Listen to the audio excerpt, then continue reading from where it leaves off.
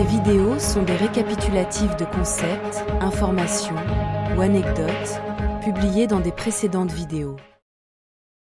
Les âmes avancées et leur esprit de ruche. Certaines âmes sont composées de la somme des points d'attention, des âmes qui sont moins avancées qu'elles-mêmes, définissant à quel point une âme est grande ou étendue par la quantité de conscience, de connaissance et de compréhension dont elle est capable.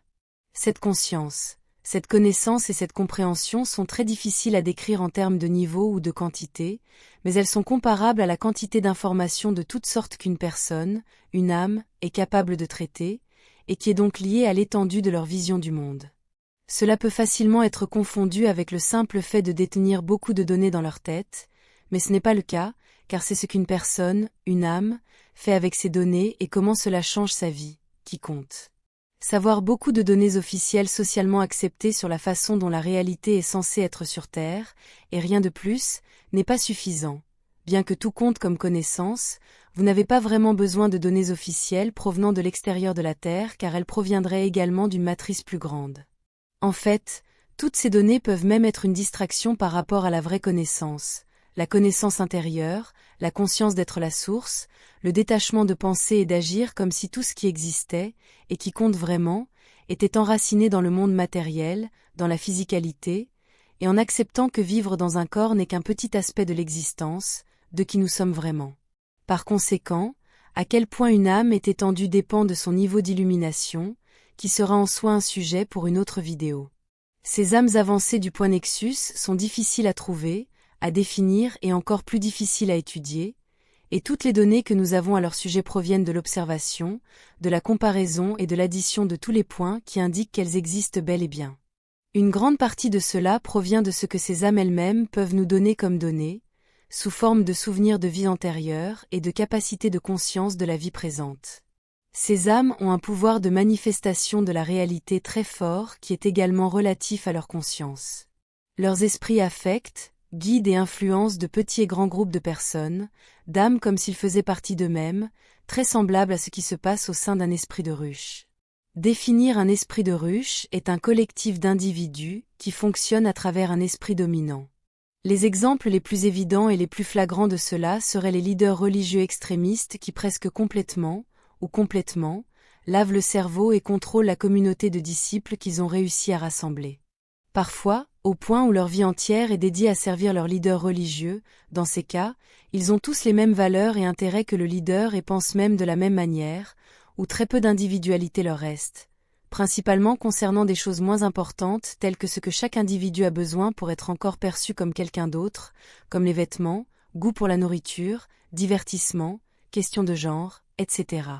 Bien que ce ne soit pas exactement le cas, le prochain exemple a plus à voir avec le contrôle de l'esprit qu'avec des âmes avancées. Je mentionnerai également cet exemple car il est similaire. Dans le cas de la matrice sur Terre, les personnes au pouvoir contrôlent les gens pour qu'ils pensent comme ils le souhaitent, pour qu'ils manifestent la réalité voulue par les personnes au pouvoir. Ce sont des exemples extrêmes où il est facile de comprendre comment un esprit de ruche est créé. Mais dans le cas des âmes avancées et éclairées qui sont des points de concentration de conscience pour leur groupe, ce contrôle sur les autres individus est beaucoup plus subtil et difficile à remarquer, et parfois même en dehors de la conscience et de la compréhension de l'âme avancée elle-même.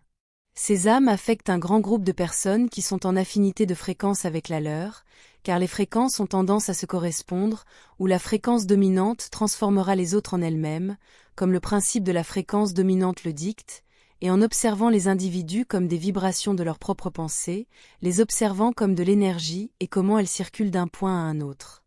Les âmes avancées et éclairées, qu'elles le veuillent ou non, et de manière inévitable, affectent et influencent lourdement d'autres personnes qui ont des intérêts similaires ou qui ont une fréquence et une vibration similaires.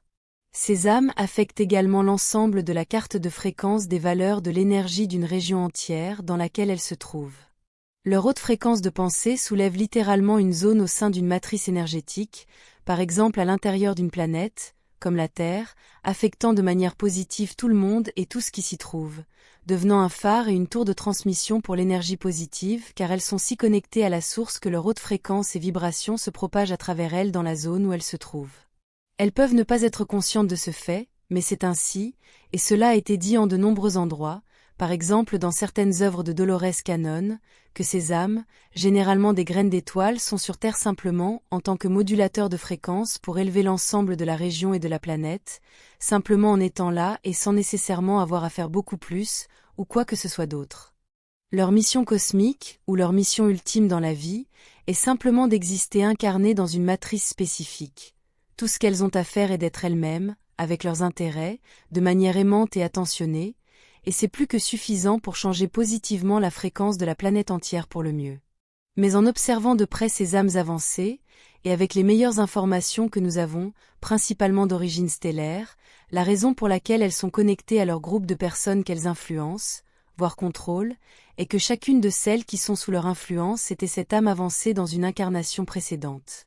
Bien que la réincarnation soit un sujet pour une autre vidéo, ici je dois dire qu'elle n'est pas linéaire, donc quelqu'un qui est dans un corps vivant peut exister en même temps que son ancien moi, et peut même être en contact avec lui.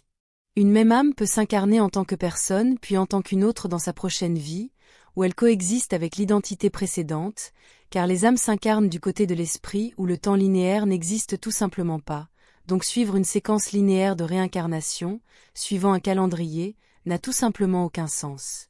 Les âmes moins avancées, qui ont probablement été la vie passée de l'âme plus avancée, ont beaucoup d'affinités avec elle, dans les intérêts et les valeurs, dans la fréquence et la vibration, comme on pourrait s'y attendre, et comme l'âme plus avancée détient beaucoup des qualités et des caractéristiques que les moins avancées s'efforcent d'atteindre, elle gravite naturellement vers la présence, l'influence de l'âme plus avancée.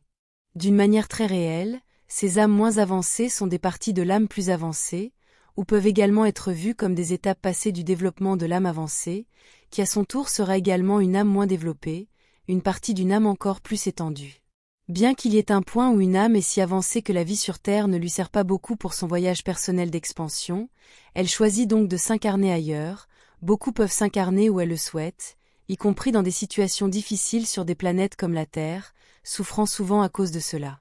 Souvent, elles peuvent choisir des incarnations difficiles, et des vies, précisément pour le défi qu'elles représentent pour elles, et pour servir de balise d'énergie à haute fréquence pour altérer et augmenter la vibration de la situation dans laquelle elles se trouvent dans leur vie. C'est pourquoi de nombreuses graines d'étoiles se retrouvent dans des situations familiales et sociales difficiles, où elles sont constamment mises au défi d'être différentes et de défendre des valeurs qui ne sont pas la norme, ayant généralement une mentalité très spirituelle qui est moins encline à la recherche de gains matériels dans un monde déterministe et matérialiste. Comme l'âme avancée interagit avec les âmes moins avancées qui sont sous son influence, et travaille également à travers le champ, à travers les éthers, à l'intérieur de l'inconscient collectif qu'elles forment, et de manière très télépathique, elles finissent littéralement par penser pour le groupe. Chaque fois qu'elles sont heureuses ou tristes, cela est transmis télépathiquement à travers le champ et l'inconscient collectif. Les membres qui ont une forte connexion commenceront à ressentir de la même manière, car ils sont connectés, et du point de vue supérieur de la compréhension, ils ne font qu'un. De la même manière, ces prétendues âmes moins avancées détiennent ou condensent également la vibration de l'âme plus évoluée, l'affectant tout comme elle les affecte. Ici, j'utilise les termes âme moins avancée à des fins descriptives seulement, car aucune âme n'est inférieure à une autre, étant donné qu'elles sont toutes des points d'attention de la source, et jouent tout un rôle où l'une définit l'autre, ce qui est important. Certaines de ces âmes plus avancées sont intuitivement conscientes de leurs capacités et de ce qu'elles représentent pour les autres, et elles acceptent la responsabilité car elles savent que seules elles peuvent remplir un rôle aussi compliqué, et elles le font de leur mieux. C'est le cas de nombreux leaders spirituels positifs et responsables, où qu'ils se trouvent, sur Terre ou ailleurs, et c'est aussi pourquoi de nombreuses âmes avancées ont tendance à s'isoler des autres, appréciant d'être seules, car les autres personnes les affectent avec leurs vibrations, tout comme elles le font pour ces autres personnes également. Merci d'avoir regardé ma vidéo, et d'être allé aussi loin. Je vous retrouverai dans la prochaine vidéo. Marie soit.